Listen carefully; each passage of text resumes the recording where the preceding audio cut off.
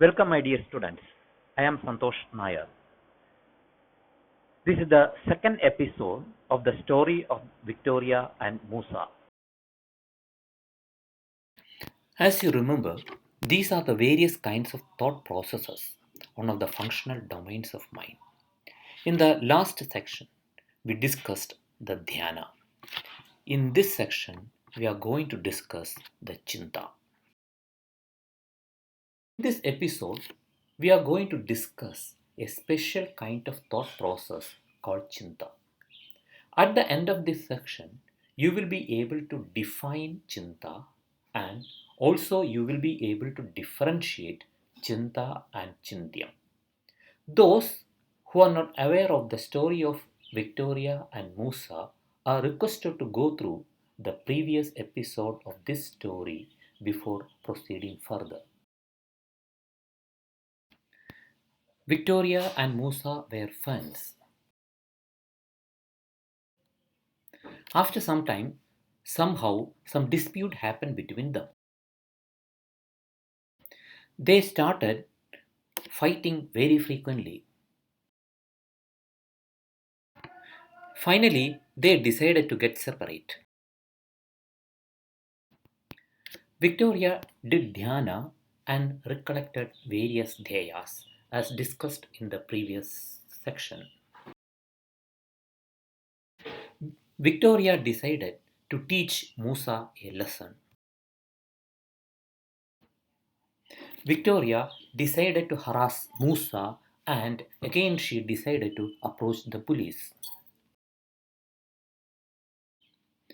Victoria decided to register an FIR against Musa on flimsy grounds, and she succeeded in registering an FIR against him.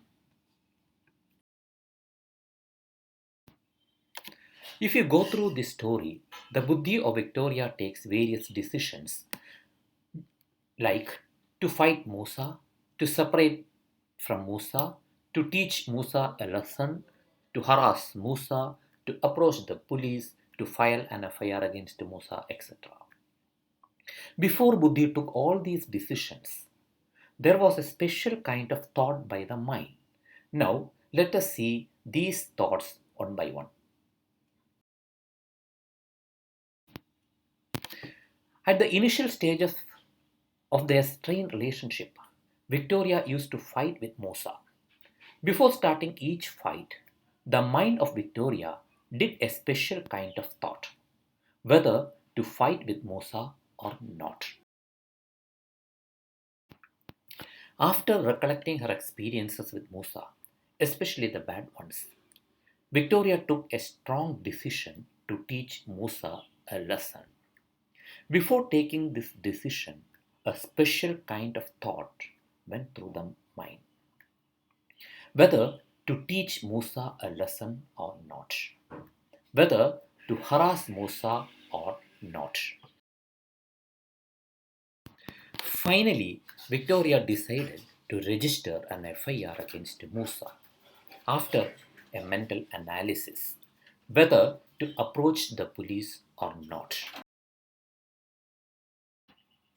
Finally, Victoria succeeded in registering an FIR against Musa on flimsy grounds.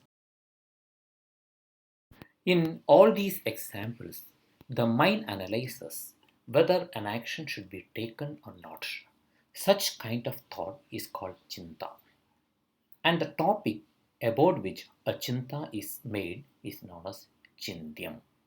Chintyam kartavyataya akartavyataya va yan manasa chintyate. Chinta is the function of mind, whereas Chintyam is the object of mind. These are some of the examples for Chinta.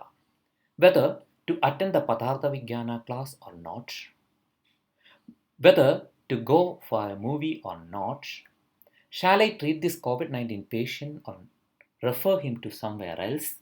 Shall I manipulate the research data or not?